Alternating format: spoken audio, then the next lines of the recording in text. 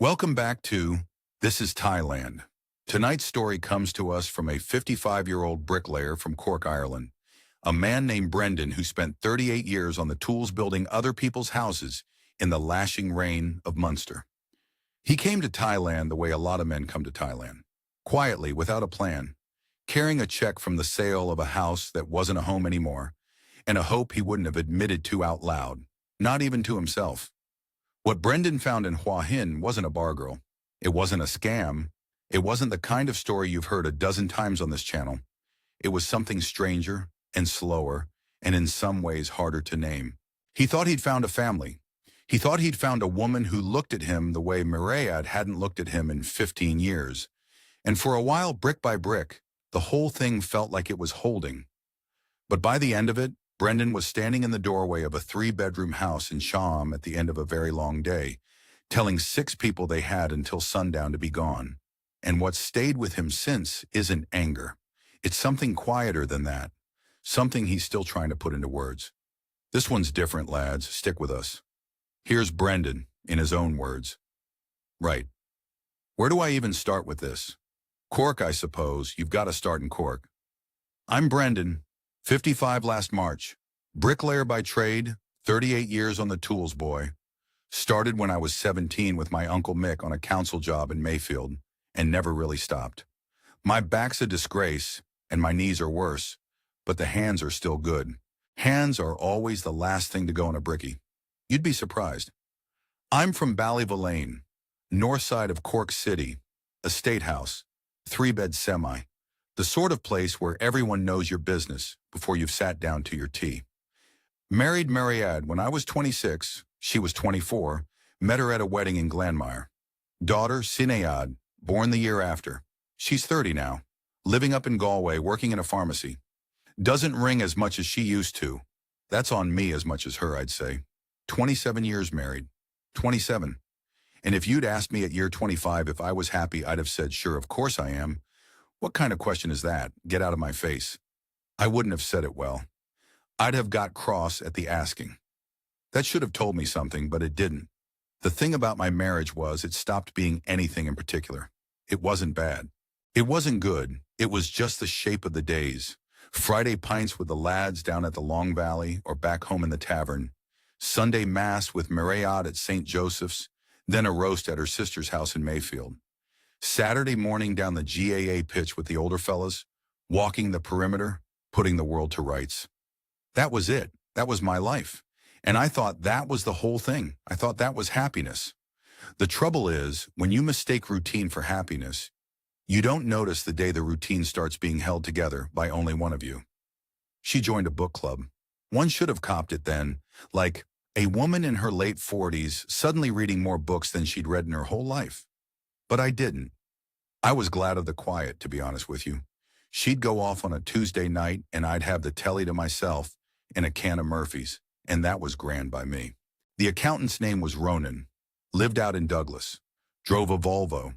Soft hands, the way fellas have soft hands when they've never lifted anything heavier than a calculator. I met him once at a Christmas thing she'd dragged me to, shook his hand, didn't think a thing of it. Why would I? She sat me down at the kitchen table on a Wednesday in March. I remember it was a Wednesday because I'd been on a job out in Carrigaline that day, and I was knackered. She'd a cup of tea in front of her, and she hadn't poured one for me. That was how I knew before she said a word. She said she'd been unhappy for a long time. She said she didn't expect me to understand. She said Ronan made her feel like a person again. I didn't say much. I think I said okay. I think I said okay a few times. And then I went out to the shed and sat on a paint tin for about 2 hours. The shame was worse than the heartbreak. I want to be honest about that because I think it's the thing fellas don't say. The estate knew within a week. The lads at the pub knew. Her sister knew, of course, and the sister's husband, who'd always looked at me like I wasn't quite the standard. My da, God rest him, used to say men don't whinge, and I could hear him in my head every time someone asked, was I all right? I'm grand, I kept saying. I'm grand altogether. Wasn't grand. Wasn't anything. She got the house in the settlement, and then she didn't want it, so we sold it and split it. I came out with €162,000 in my account. More money than I'd had sitting still in my whole life. I rented a bedsit off the Lower Glanmire Road, the sort of place where you can hear your neighbor's microwave through the wall, and I sat there for 4 months drinking Murphy's and watching repeats of Crime Call. I lost a bit of weight. I let the beard go. Didn't ring Sinead. Didn't ring anyone, really. My cousin Dermot was the one. Dermot's been to Pattaya twice, and he's the kind of fellow who'll tell you about it whether you asked or not. We were in the tavern one Friday, must have been June, and he'd a few in him, and he started in on the speech. Sure, they'd treat you like a king out there, boy. None of this carry-on. None of this book club nonsense. The girls out there know how to look after a man, Bren. You should go. Go for a fortnight. Clear your head. I didn't want a king's life. That wasn't it at all. I want to say that now because I think people hear a fella my age moving to Thailand and they assume the worst. They assume bar girls and short times and what have you. That wasn't what I was after. I'll be straight with you. I just wanted to come home of an evening to a kitchen with the lights on. I wanted someone to be glad to see me come through the door. That was the whole of it. I booked a flight to Bangkok in the September. One way. I didn't tell Sinead until the week before. She wasn't pleased, said it was a midlife crisis, said her mother had warned her I'd do something like this. I told her mother could shut her mouth, which was the wrong thing to say, and we didn't speak for a month after. But I'm getting ahead of myself. Let me tell you about Hua Hin. Bangkok hit me like opening an oven door. I'd never felt heat like it. I came out of Suvarnabhumi Airport at 9:30 at night, and the air was thick enough you could lean on it. 11-hour flight from London Heathrow with a stopover in Doha that I don't really remember. I'd had 3 small bottles of red wine on the plane, and my knees were locked up and my back was at me something fierce. I stood there at the taxi rank with my one big suitcase and the sweat already running down inside my shirt, and I thought, well, you've done it now, boy. Whatever this is, you've done it. The taxi driver was friendly enough, spoke a bit of English. He kept asking me where my hotel was, and I'd say, Sukhumvit, just Sukhumvit, because that was all Dermot had told me. Stay around Sukhumvit, he'd said. Don't get lost in the wrong bit. Anyway, this fella starts in on me about how he knows a better hotel, very nice, very good price. His cousin owns it, and I'm there in the back seat going, no thanks, no thanks. Just take me to the one I booked. He kept at it for about 10 minutes. I learned later that's just the game. Some lads make a few extra baht, steering you somewhere they get a kickback on. Can't blame him for trying. But I was knackered, and I just wanted a bed. The hotel was on Soi 11 off Sukhumvit. Cheap and cheerful, fan room. The aircon didn't work properly, and the window looked out onto a wall of another building about 2 feet away. I lay on top of the covers in my pants and listened to the city. Christ, the noise. Motorbikes screaming up and down at all hours. Someone selling something on a megaphone in Thai. A woman laughing somewhere below my window for what felt like an hour. I didn't sleep till about 4 in the morning. Stayed in Bangkok 4 days. Hated every minute of it. I want to say that because I think people picture it as this magical place. But if you're a 55-year-old fella from Cork with a bad back and no Thai, Sukhumvit at rush hour is a kind of madness. The traffic doesn't move. The footpaths are blocked with food stalls and tuk-tuks and lads selling fake Rolexes. The smell off the storm drains in places would knock you backwards. And the heat. I cannot overstate the heat. I'd walk to the 7-Eleven on the corner for a bottle of water and come back drenched. Just 300 yards. Drenched.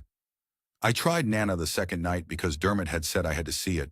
The plaza, the bars, the whole thing. I went. I had a singa standing on the footpath outside. I watched it all going on for about 20 minutes, and I left. It wasn't for me. The girls calling out, the music thumping from every doorway, the lads my age and older with their arms around women who could be their granddaughters. I'm not judging anyone, mind, each to their own, but I felt embarrassed standing there. I felt like a Colchi at a wedding he hadn't been invited to. I went back to the hotel and ate a pot noodle from the 7-Eleven and watched BBC World News. On the 4th day, I got the van south. There's a minibus from a place near Victory Monument that goes down to Hua Hin for about 300 baht, maybe €7. I'd asked the lad at reception, and he'd written it all down for me on a bit of paper. 3.5 hours, give or take. The driver took the bends like he was being chased, and I sat in the back wedged between a Thai grandmother with a chicken in a cage on her lap and a young lad on his phone the whole time. The chicken was alive, by the way. Looked at me the whole journey like I'd done something on it. Hua Hin was different the minute we pulled in. I felt it as soon as I got out. Quieter. The air was still hot, but there was a sea breeze, and you could smell salt under everything else. Palm trees. Fewer lights. Old fellas walking dogs. I stood outside the van station with my suitcase, and I thought, all right, this might do me. This might be more my pace. I got a tuk-tuk to take me around the streets near the beach for a bit, and I picked out a small studio I saw advertised in a window. Off Soi 88, up a quiet bit away from the main drag. 12,000 baht for the month, which was about €315 at the time. Tiny place but clean. Aircon that worked. A little balcony with a plastic chair on it. The landlady was a Thai woman who lived downstairs with her husband and 3 small dogs that yapped every time I went in or out.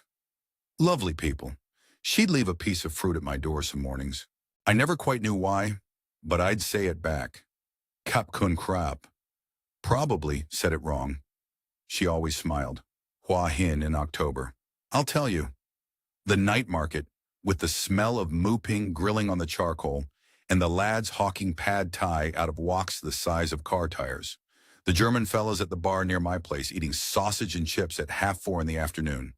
The English couple in their 70s, who'd been coming for the season every year since the 90s, told me about every restaurant in town within 10 minutes of meeting me. I liked it. I liked the rhythm of the place. It felt like a town where nobody was trying very hard to sell you anything. I tried one of the beer bars only the once.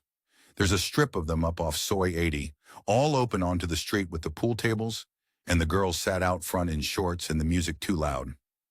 I went in on a Friday evening, sat down, ordered a singa. The girl behind the bar was lovely enough, but she had that smile that's not really a smile. You know what I mean? Like she'd been on her feet 8 hours and had 2 more to go. There was a fella next to me, English, Manchester I'd say by the accent, and he started in within about 90 seconds telling me about his ex-wife and the house she'd taken off him in Stockport. I drank my beer fast and walked out. Bollocks to that, I thought. That's not what I came for, boy.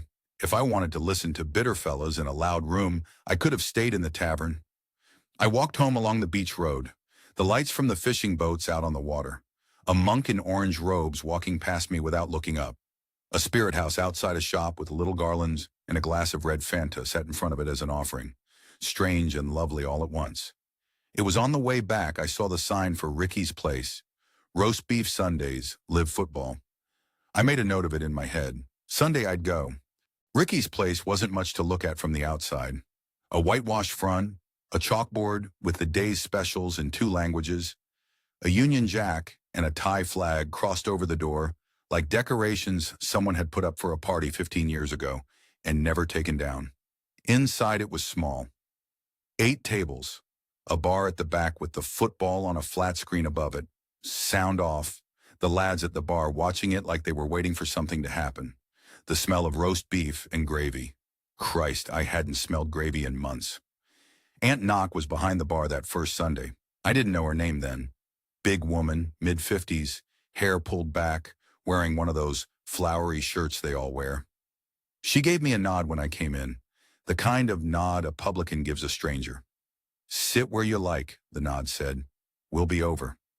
I had the roast, 280 baht, about €7. Beef was decent. Yorkshire pudding the size of a saucer. Gravy a bit thin, but I wasn't complaining. There was an English fella at the next table on his own with a paperback and a half pint of Leo, and he caught my eye and said, "All right, mate," and that was the whole conversation. That suited me fine. I ate. I had 2 beers. I watched the football for a bit, Tottenham against someone, I forget.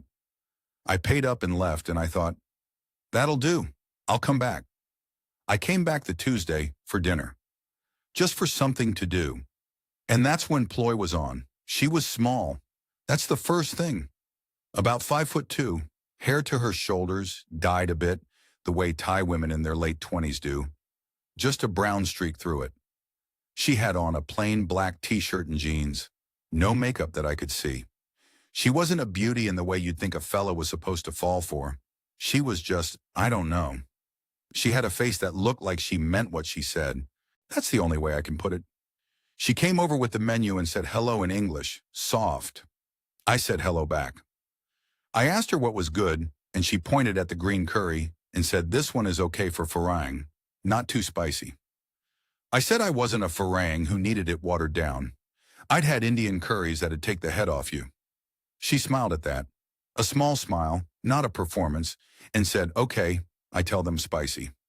She came back with my singa, and she was carrying it on one of those little metal trays they all use, and she stopped at my table and said, "You are new here?" I said I was. I'd been in Hua Hin 3 weeks. I'd been at the place on Sunday for the roast. She said, "Yes, I see you. I work Sunday too." I'd not even noticed her. She'd been in the kitchen, she said, washing up.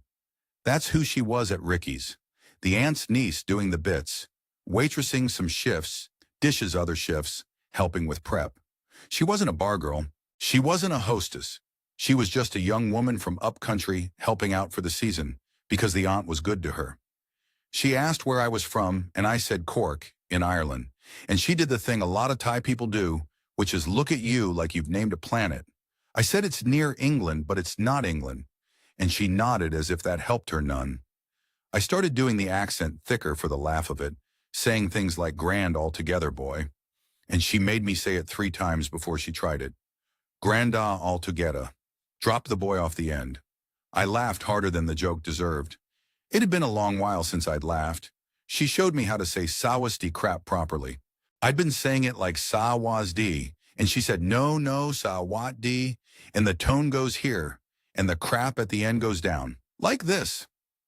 I tried it 5 times before she said, okay, better, and went back to the bar. I sat there grinning like an Egypt at my green curry. I went back the next night, and the night after that. By the 2nd week, I was in there 4 nights out of 7. Aunt Knock had started giving me the same nod a regular gets. Ploy and I'd talk for a few minutes between her shifts. Nothing major. About the weather, about the football, about her son, who she mentioned the very first time.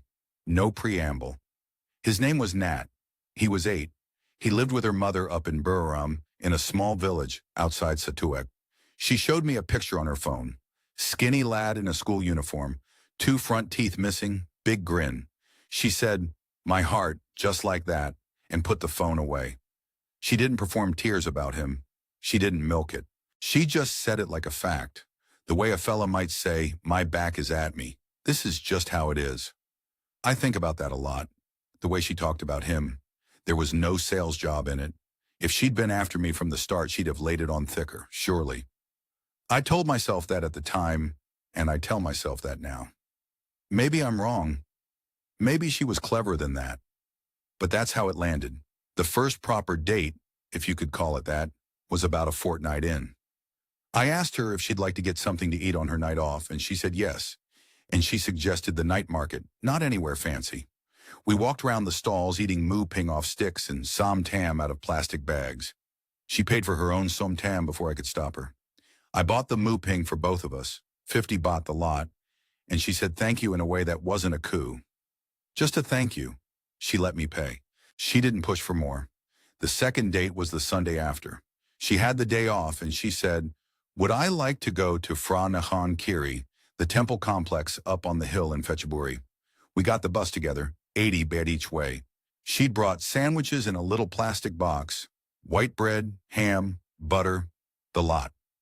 Like she'd been told that's what Farangs eat. I nearly laughed, but I didn't.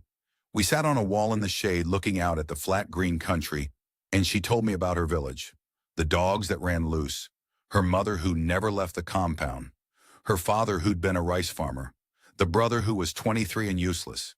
She said useless. She used the word and laughed at her own English. The third date she asked me to come for dinner at Ricky's after closing. She wanted me to meet her aunt properly. I knew what that meant. I'd seen enough of how things worked here by then to know that meeting the aunt wasn't a casual thing. Aunt Nok poured me a hong thong with ice and sat down across from me. She had her arms folded.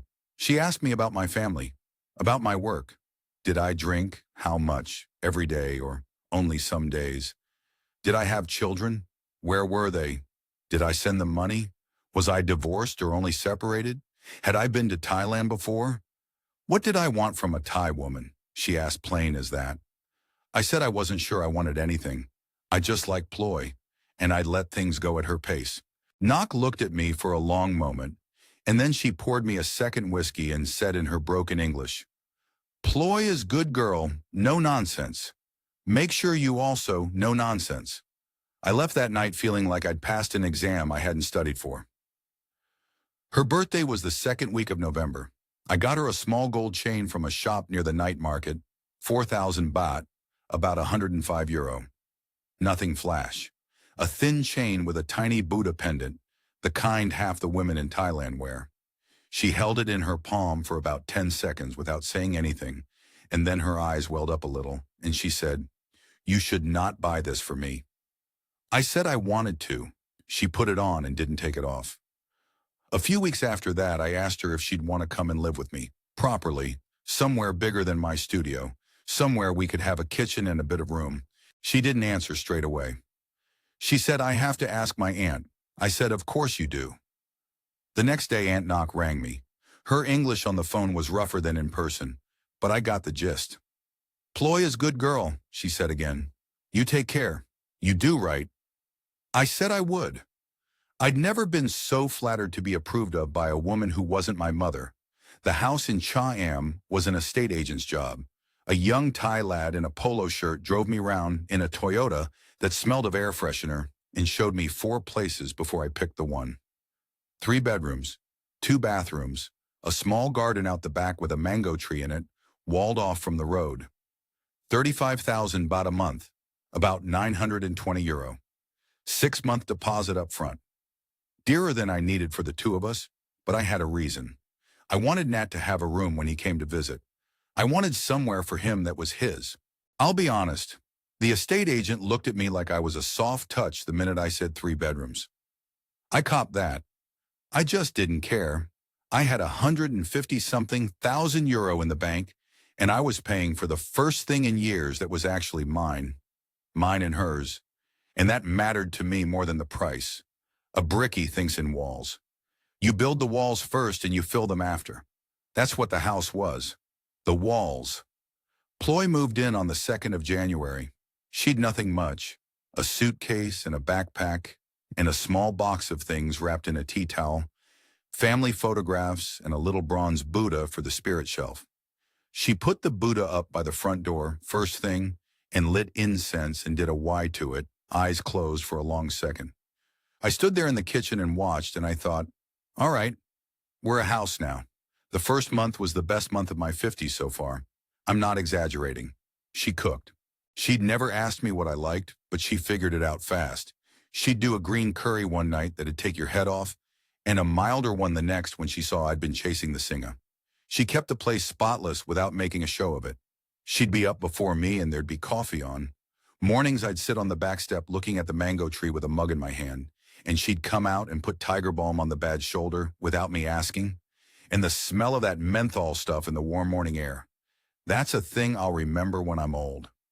She didn't ask for money in that first month. I want to say that clear. I gave her 10,000 baht for groceries when she moved in, about €260, and she gave me change back at the end of the week with a list of what she'd spent. Wrote it out on the back of a 7-Eleven receipt in pencil. I told her not to bother, and she said it's better, and so she kept doing it. That receipt thing went on for about 3 weeks. Nat came down in February. Just for the school holiday at first, that was the plan. He flew in on a budget flight to Bangkok, and Ploy went up to collect him on the bus. I'll never forget him walking through the door. 8 years old, knee socks, school bag he wouldn't put down, looking at me like I was a man on a poster he'd seen but never met. He said hello in English. He'd been practicing. He called me Lung Brendan, Uncle Brendan. Tried to say it 20 different ways before he got the rhythm right. I thought my heart was going to crack in half. He was supposed to go back at the end of the month. He didn't. Ploy sat me down and said her mother was finding it hard with him. The school in the village wasn't good. Could he stay and go to school here?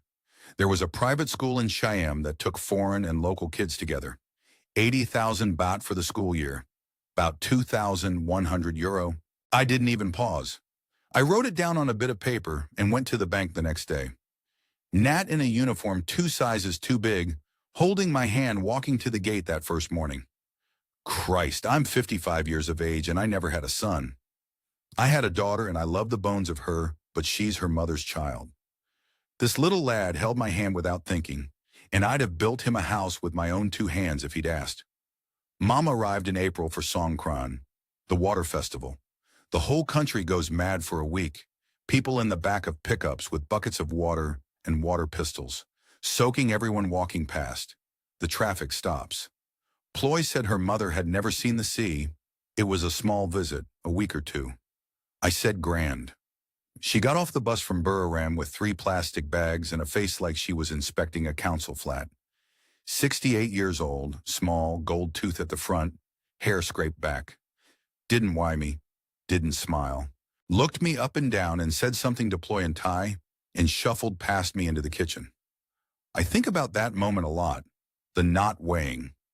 In Thailand, the why is everything, especially with elders to youngers and youngers to elders. There's a whole grammar to it. And here was this woman, mother of the woman I was setting up house with, walking past me without acknowledging I was there. I told myself she was tired. The bus from Buriram is 12 hours. Anyone would be tired. That was what I told myself. She didn't go back after Songkran. Ploy said she liked it here. She was lonely up in the village without her grandson. Could she stay a bit longer? A bit longer turned into May, and May turned into the brother showing up. Boom, 23 years old, skinny as a rake, wispy mustache he was very proud of, the kind of lad who's on his phone before he said hello to you. Showed up in a tuk-tuk with 1 bag and a smile that wasn't really for me. Ploy said he was looking for work in Hua Hin. There was nothing in Buriram, she said. The village was dying. He'd stay a few weeks while he sorted himself out. I said, grand. What else was I going to say? I'd a spare bedroom and he was her brother. Boom never went on a job interview that I saw. He'd be up at 12. He'd watch the football on my telly. He'd ride my motorbike round the place burning my petrol. He brought his girlfriend Fern to stay about 2 weeks after he arrived, and she just slotted in too. A quiet thing with very long hair who said Sawadee crap to me each morning and never another word the rest of the day. 6 of us in the house by mid-May. Me, Ploy, Nat, Mama, Boom, Fern. The grocery bill went from 10,000 baht a week to about 25,000 baht a month for the whole show, near 660 euro just on food. The electric tripled because Mama liked the aircon on 22 degrees and would not be told otherwise. The water bill doubled. Then the proper money started. Ploy came to me one Tuesday evening. Mama sat at the kitchen table behind her like a witness and said her father was very sick. Diabetes. Bad. He needed treatment in the provincial hospital, and the family didn't have it. 180,000 baht. About 4,750 euro. I asked could I meet him. She said he was too sick to travel, and Buriram was too far for me to go right now with Nat just settled in school. I gave her the money in cash because that's how it worked here, she said. The hospital wanted cash. I went to the bank, drew it out, handed it to her in a plain envelope. She cried. I held her. She said thank you, in a way I had no reason to doubt. The drip started after. 5,000 for Mama's medicines, 15,000 for Mama to go up to a funeral in the village, 20,000 for Boom's motorbike that was always breaking down, 8,000 for Fern's tooth. None of it was mad on its own. None of it was a request that any decent man would refuse. But it was every week, every single week there was something. I'd come home of an evening, knackered from a long walk along the beach, and the lot of them would be in the front room watching Thai soaps with the volume up. Mom on the good chair, Boom with his feet on the coffee table, Fern lying half asleep against his shoulder, Nat in his uniform doing his homework on the floor, and Ploy in the kitchen with a wooden spoon, calling out, "Hello, darling," without turning round. I'd stand in the doorway for a second, and I'd think, I'm the head of this house, after everything that happened back home, after Marriott and the accountant and the whole estate knowing within a week. I'm a man with a full house again, people glad to see me come through the door. That was what I told myself anyway. That was the bargain I was making, in my own head, without ever admitting it was a bargain. The bank balance had dropped from 162,000 euro to about 148 by the end of May. I hadn't really kept track. A brickie counts in walls, like I said, not in bricks. Summer in Thailand isn't summer like at home. It's the wet season. June, July, August. The rain comes down in slabs every afternoon for an hour, and then stops dead, and the heat comes back like nothing happened. The mango tree out the back was dropping fruit all over the grass, and nobody was picking it up but Nat. He'd come home from school in his uniform and gather them in his school bag and bring them in to me, 2 or 3 at a time, holding them up like they were treasure. Lung Brendan. Mango. He'd say it slow because he knew I liked when he said it slow. That little lad got me through that summer, if I'm honest. He was the one good thing I knew was real. Because by June, something had shifted in the house. And I knew it, but I wouldn't let myself look at it square. It's like when you're laying a course of brick, and you can feel the wall isn't quite plumb, but you keep going because you've got another 2 courses to do before knockoff. You tell yourself you'll come back to it. You don't. The thing was Ploy, or more honest, the thing was Ploy when her mother was in the room, which was always. She'd stopped asking me for anything alone. If she needed 1,000 baht for the market, she'd wait until the family was in earshot. Mama would say something to her in Thai, low, quick, and Ploy would turn to me and say in her careful English, "Brendan, I am sorry, I need to ask you," and the words would come out hesitant in a way they never had before, like she was reading them off a card, like she was being prompted from off stage. I'm not great at faces. Brickies aren't, generally. But I started watching Mama's mouth when those conversations happened. Her lips moved before Ploy's did. Every single time. And Ploy's English would slip backwards. Words she knew fine would suddenly elude her. She'd stumble over diabetes. She'd forget the word for medicine. The first few times I thought it was her being shy. Then I thought it was the heat. Then I stopped explaining it to myself and just sat with the fact of it, and the fact of it sat there with me on the back step in the evenings while the cicadas started up. Boom started in on the Sinsod talk in late June. Casually at first, we were watching football, Liverpool against someone, and during a break in play he goes, "Lung Brendan, my cousin in Royette, he marry Farang man last year. The man give 500,000 baht Sinsod, plus 2 baht of gold. For respect, you understand. For face. Big party. Whole village come." I didn't say anything. I drank my Leo. He went on. 500,000 baht is, like maybe 13,000 euro. For Thai family, that is good face. Number cousins family say. They are happy. I said, "That's a lot of money, Boom." He said, "Yes, but for face, you understand. Family must show face when daughter marry Farang." I just nodded. We watched the football. He brought it up again 2 weeks later. Then again the week after. Always casual. Always about a cousin or a friend. Never directly about Ploy and me. I'd never asked her to marry me. I hadn't even thought about it serious. We'd been together less than a year, but the number was being walked round the room like a piece of furniture, and somebody was deciding where to put it. Mama brought it up to Ploy at dinner one evening, in Thai, while looking dead at me. She said something with the words Sin Sod and Ha Sen, and I knew enough by then to know Ha Sen meant 500,000. Ploy looked at her plate. She didn't translate. The silence after was the loudest thing in the room. I think about that dinner a lot. I should have said something then. Should have put my fork down and asked, in plain English, "Are we talking about marriage now? Are we putting a number on Ploy?" I didn't. I ate my fish. I'd been on the booze and I was tired, and a man's tired is half dead in this country, with the heat. I told myself I'd raise it the next morning when my head was clear. I didn't raise it the next morning either. The thing about cowardice, by the way, is it always feels like good sense at the time. By the end of August, I checked my bank balance properly for the first time in a few months. 138,000 euro. Down 24,000 euros since I'd come over. About 10 of that was rent and bills, fair enough. That was what I'd planned. The rest was the family. 13,000 euro into Mama and Boom and Fern in less than half a year. I sat at the kitchen table and stared at the figure, and I told myself, "You're grand, boy. A man with 138,000 in the bank can afford to be generous. You came over here with what most fellas your age would dream of having. You've a few bob to spare. That was the conversation I had with myself. I had it again the next morning. I had to. The first conversation hadn't held. September was when the real crack went in. I'd been out for a long walk down the beach to Cham Pier, 2 hours each way. My back was at me, but I'd needed the air. I came in the front gate at about 7:30 of an evening. The spirit house out the front with its garlands swaying in the breeze. The smell of frying garlic coming from the kitchen. My own kitchen, my own house. The light was on at the dining table. They were all there. Mama at the head of the table, Boom and Fern down one side, Nat at the other end with his little legs swinging, Ploy at the other head, opposite Mama, a whole spread laid out, steamed sea bass, som tom, sticky rice in a basket, fried morning glory, 2 big bottles of Leo open and beaded with sweat.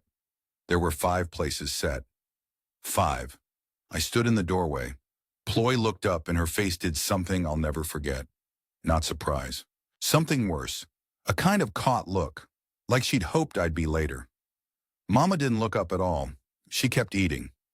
Boom said, "Hello, Lung Brendan," in English, mouthful of fish. I went into the kitchen. I made myself a sandwich. White bread, a slice of ham, butter. I ate it standing at the counter with the back door open, listening to them in the next room, hearing them go on with their conversation in Thai, hearing the laugh that Mama did sometimes when she was telling a story that wasn't for me. Ploy came in afterwards. She put her hand on my arm and said, "Sorry, darling. Mama want family time. I think you no come back so early." I just nodded. I didn't trust my voice. I went to bed at 9:30 and lay in the dark with the air con humming and the cicadas outside, and a thought walked into my head and sat down and wouldn't leave. I'm not the head of this house. I'm the wallet of it. I pushed it back down. I knew if I let it stand up, it'd start tearing things apart, and I wasn't ready for that. Not yet. Wasn't ready to face what it'd mean about Ploy, about Nat, about the whole bargain I'd made. So I told myself I'd misread it. Told myself Mama was old country and didn't get it. Told myself Ploy had apologized, and that was something. I went to sleep eventually. Slept badly. Mango fell off the tree in the night and woke me up twice. 2 weeks later, Boom asked me for 250,000 baht. He came at it the way he came at everything. Sat himself down opposite me at the kitchen table when I was having my morning coffee. No preamble. "Lung Brendan," he said, "my cousin in Buriram.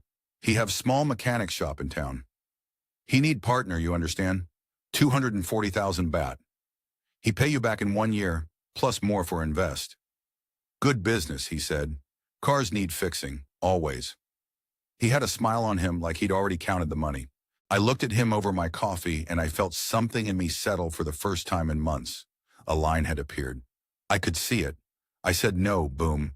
He said, "Sorry?" I said, "No. I don't invest in things I haven't seen. I haven't seen the shop. I haven't met the cousin. I haven't seen any books." The answer is no. Don't ask me again. He stared at me for a second. The smile dropped. He said, "Okay, Lung Brendan," in a voice that wasn't really okay. Got up, walked out of the kitchen. I heard him go straight to Mama's room. The door shut. I heard them going at it in Thai, low and fast. Mama's voice rising, Boom's voice cutting across hers. Ploy came out of our bedroom about 20 minutes later, eyes red. She didn't say anything. She just made fresh coffee and stood at the counter with her back to me. I sat at the table with my own coffee going cold, and I knew in my hands the way a brickie knows when a wall isn't true. I knew something was breaking. I told myself I could hold it together. I'd face down worse on a building site. I could face this down. That was the last lie I told myself before the sister came. Mai came down on the bus from Buriram in the second week of October. "Just a week's visit," Ploy said. Her sister was on a school break. She wanted to see the sea. She'd never been out of the province. She was 17 in her last year before university, the only one in the family who'd stayed in school past 16, and the only one with proper English. Ploy was proud of her in a way she wasn't proud of Boom. You could hear it in her voice when she talked about her. "My sister Mai is clever," she'd say. "My sister Mai will be teacher one day." Mai got off the bus at Cham with a small rucksack and a paperback. She was halfway through. Skinny lass, glasses, hair in a plait, school t-shirt with English writing on it that didn't quite mean what she thought it meant. She weighed me properly at the gate before I'd even said hello. A proper one, head down, fingers to her forehead. The first time anyone in that family had weighed me except Nat. I felt it land somewhere in my chest and I didn't know what to do with it. She was different from the start. She said thank you when I bought dinner. She helped Ploy in the kitchen without being asked. She picked the mangoes off the grass and put them in a bowl on the counter. Second night she was there, she sat down across from me at the back step while I was having a beer and said, "Lung Brendan, I am sorry to ask, but is it okay if I read your book?" One had a thriller I'd brought from home, half done, sat on the side. I said, "Keep it, love." She said, "No, only borrow." She did borrow it. She gave it back the day before she left with a list in pencil of words she'd looked up. I'll tell you the truth.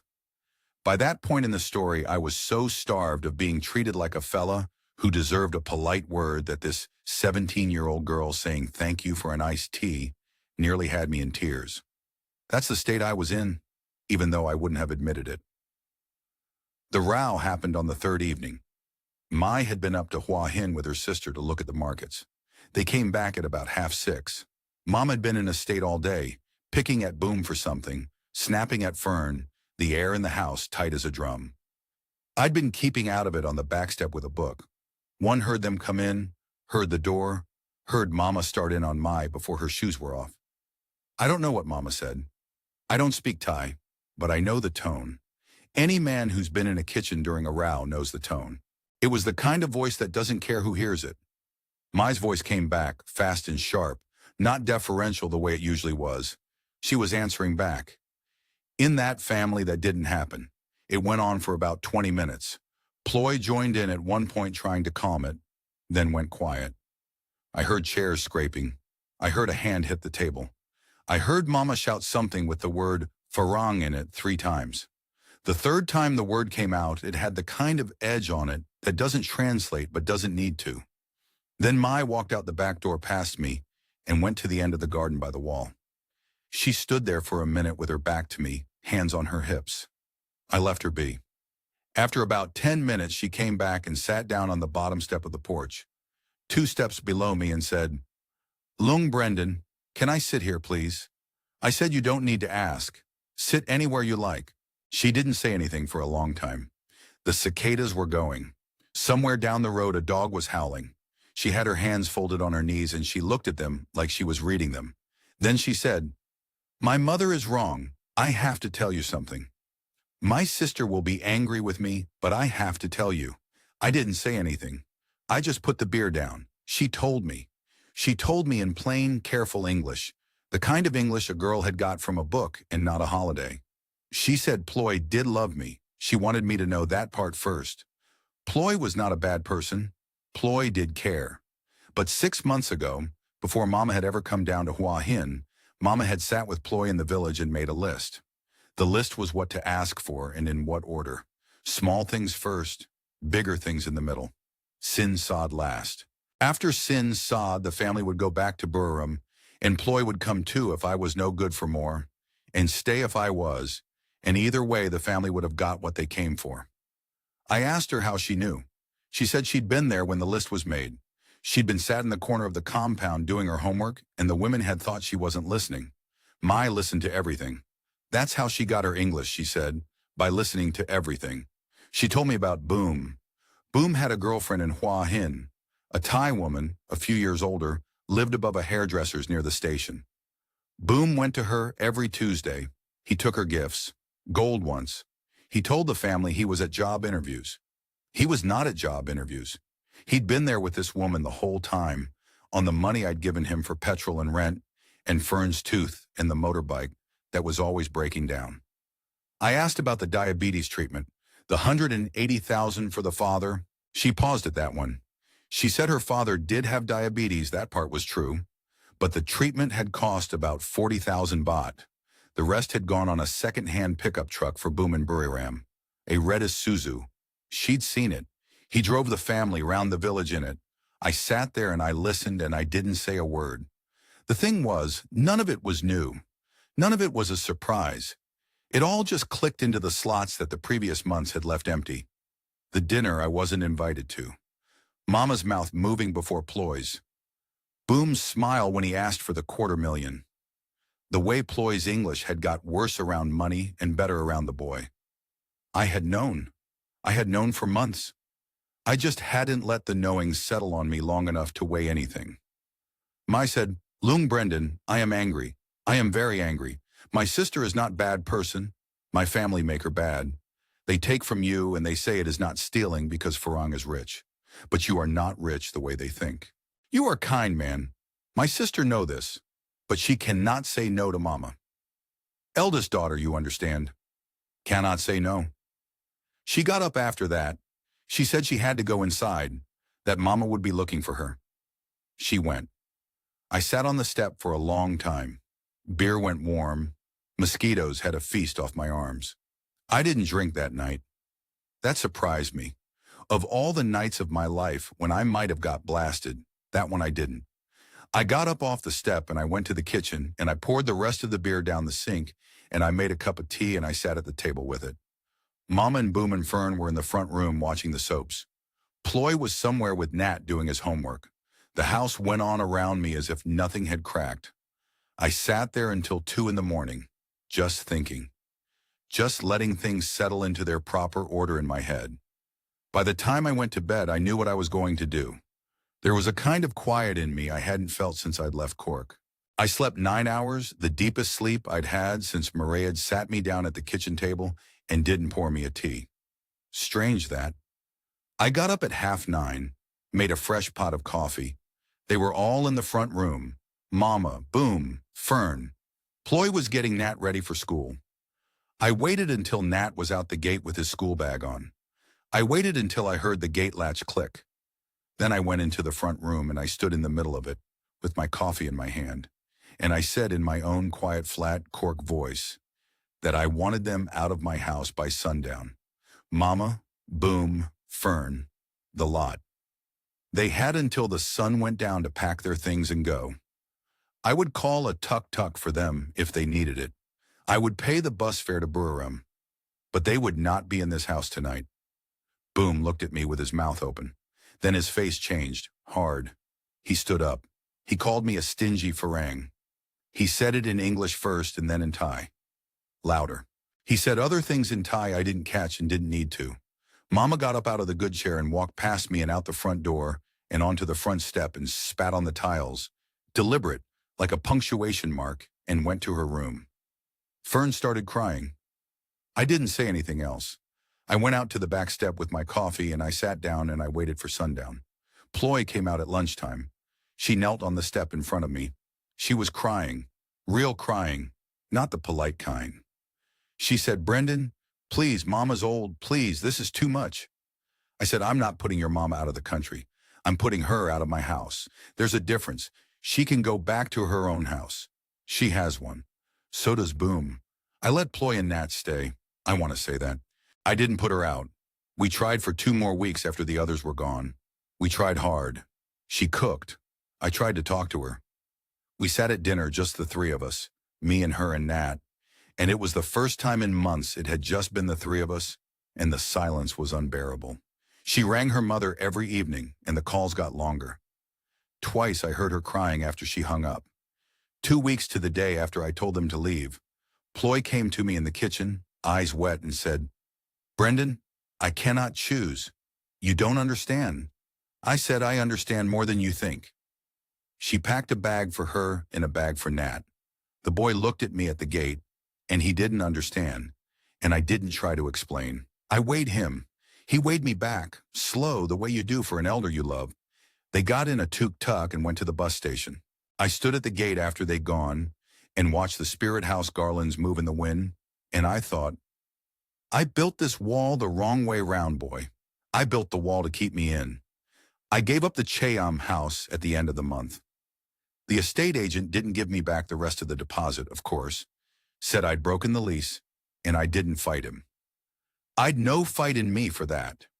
I packed 2 bags and got a song Thao up to Hua Hin and found a 1-bedroom flat off Soy, 102, 10 minutes walk from the beach, 12,000 baht a month, about €315.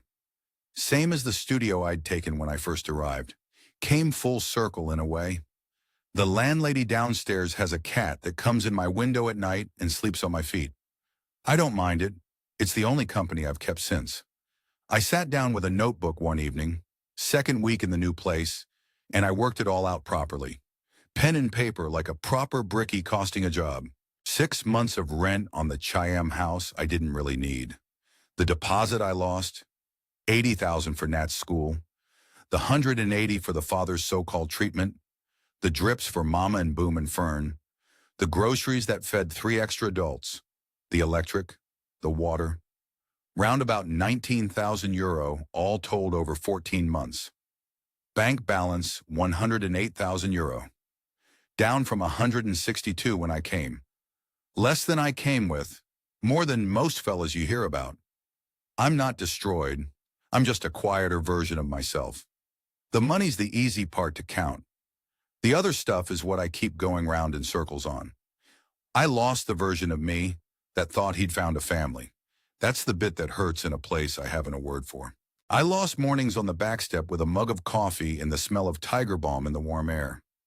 I lost the picture I'd half built in my head of Nat at 16, at 20, calling me Lung Brendan still, calling me from Bangkok where he'd be at university because I'd helped pay for it. I lost the thing I came over here for in the first place, which wasn't a king's life or a young one, or any of what fellas your age are supposed to want. It was a kitchen with the lights on. I had it for about 6 weeks in January and February before the house started filling up. 6 weeks is something. It's not nothing. I'd not had 6 weeks like it in 15 years. Some of it was real. I want to put that on the record. The first month with Ploy, before Mama came, that was real. The way she did the tiger balm, the way she looked at Nat when he came in from school, the way she laughed when I tried Sawasdi crap and got the tone wrong. That was real. Mai told me Ploy loved me, and I believe her. I believed her at the time, and I believe her now sitting here 3 months on. Ploy loved me as much as she was let love me, which wasn't enough in the end, but it wasn't nothing either. I don't want anyone watching this to think I'm sat here saying the whole thing was a lie. The lie was the architecture around it. The thing itself in the middle was a real little flame for a little while. I ring her online every couple of weeks. Sometimes she answers, sometimes she doesn't. When she does, we don't talk about anything. Nat's school, the weather, a funeral in the village, whether she's eaten. Neither of us mentions getting back together. I don't think I want her to come back, to be honest. Not because I don't miss her. I do miss her. But I know what'd come with her if she came. The same architecture, the same mama on the phone 3 times a day, the same list, and she knows it too. We've both got the sense not to say it out loud, but we know it, the pair of us. Sinyad rang me last week, my daughter, first time in 8 months. I think Mariad must have put her up to it, or maybe she heard something on the family grapevine. I don't know. She didn't lead with anything heavy, just said, "Hi, Dad, how are you?" the way she used to ring when she was at uni and wanted €100 for books. I cried a bit on the phone. I'm not going to lie about it. Quietly, hoped she didn't hear. She said, "Come home for Christmas, Dad." She said her mother and Ronan have their own thing now and it'd be no awkwardness. She'd have me at hers in Galway. I said I might. Haven't booked the flight. I keep meaning to. The flights aren't cheap from Bangkok this time of year. And that's the lie I'm telling myself this week. Truth is, I don't know what I'd say to her after 8 months. Don't know what I'd say to the lads in the tavern either if any of them asked how Thailand had treated me. Probably I'd just say it was grand. I'm grand. I'm grand altogether. So that's where it stands. Me, the cat, a flat-off soy 102, 108,000 in the bank, in a head full of mango trees and tiger balm, and a little lad in a uniform 2 sizes too big. Could be worse. Could have been a lot worse. If anyone takes anything from this story, lads, here it is. I wasn't being robbed. I want to be clear on that. Robbery's a different thing. Robbery is a fella putting his hand in your pocket. What happened to me was I was being absorbed. I was being taken in piece by piece, slow, the way the sea takes a sandcastle. I was being made into the foundation of a house that wasn't mine, and I was paying the rent on it without ever signing a lease. The money goes the same way, either road, mind. The end of the bank balance looks the same on the screen. But it feels different in your chest, knowing it was the slow way and not the fast way, knowing some of it was even loved in patches. That's a heavier thing to carry than just being robbed clean. The other lesson is shorter. If a woman won't sit down to dinner with just you, she's not your woman. She's the family's collector. And I should have copped that the first time her mother walked through my front door without weighing me. The way is everything in this country. If you don't get the way, you're not in the family. You're the wallet that lives in the house where the family eats. I missed that. I missed it because I wanted not to see it. There's a kind of seeing you can do and a kind of seeing you refuse to do. And a fella my age, after what I'd been through, was very good at the refusing kind. I don't blame Ploy. I want to say that. I don't even blame Mama, when I'm being honest with myself. Mama grew up in a village where the only way out was a foreign man, and she did the only thing she'd ever been taught to do. Boom is a different story. Boom's just a chancer. But Mama, I can almost understand on a good day when I've not had a beer. The one I blame is the man I was when I came over here. The fella in the bedsit on the lower Glanmire Road who'd taken Mairead and the accountant and the whole estate, knowing within a week and turned it all into a hunger so big he couldn't see straight. That fella needed a full house so badly, he didn't notice he was the only one paying rent in it. That fella is who I blame. He's the one who let it happen. And he's the one I'm still trying to walk away from, slow every morning, with a coffee on the balcony and a cat that doesn't ask me for anything. That's the whole of it, really. That's all I've got to tell you. Brendan's story is one of the more honest ones we get on this channel. There's no villain in it, not really. No long con. No bar girl with a Thai husband on the side. What he ran into is something quieter and harder to talk about, because it sits in the gap between two cultures that don't quite line up at the seam. Sinsod is real. Family obligation is real. The eldest daughter carrying her parents and her brothers and her son on her back is real, and a woman like Ploy didn't invent any of it. She inherited it, the way her mother inherited it, the way her grandmother before her did. None of that makes Brendan's €19,000 come back, but it does explain why no one in that house ever quite saw what they were doing as wrong. To them, it wasn't wrong. To them, it was a daughter doing her duty with a foreigner who could afford it. The trouble is foreigners can almost never afford it the way the family thinks they can. A bricklayer's house in Cork sold for €162,000 looks from a village in Buriram like a bottomless well. It isn't. It's a man's whole working life. And when it starts going fast, it can be 3 years gone before he notices, and most of the men we hear from notice too late. So if you're sat there watching this and you've started a relationship in Thailand or you're thinking about it, take 3 things from Brendan's story. Meet the family before you move them in. All of them. Visit the village. Sit at their kitchen. See the truck before you fund the truck. Second, set your boundaries before you fall in love, not after. Once you're in love, it's too late to find a spine. You'll talk yourself out of it the way Brendan did at every dinner where he should have put his fork down. And third, the smallest one, the one that's worth more than any spreadsheet. If she'll only ask you for money in front of her mother, never alone, you already have your answer. You don't need to wait for the sister to come down on the bus and tell you. You knew. You always knew. Take care of yourselves out there, lads. Be careful with your money.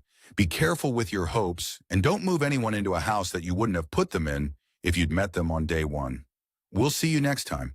For this is Thailand. That's all from us. Good night.